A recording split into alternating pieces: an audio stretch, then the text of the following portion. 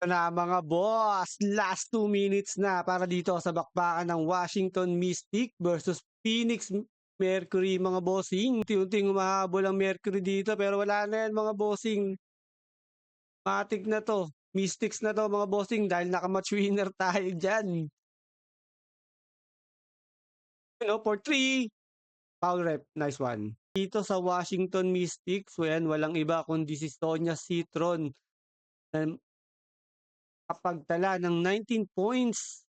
3 of 6 mula sa 3-point line mga bossing. With 18 points, 10 rebounds, 1 assist. Double-double ang kalimaw. Akira Austin mga bossing, 16 points, 6 rebounds, 2 assists, 2 steal, 2 block. Para naman sa Phoenix Mercury mga bossing, si Natasha Mack at saka si Kalea Cooper. Well mga bossing, another win para dito sa Washington Mystic mga boss. Ayan, meron na silang standing ngayon na 23 wins, 15 losses.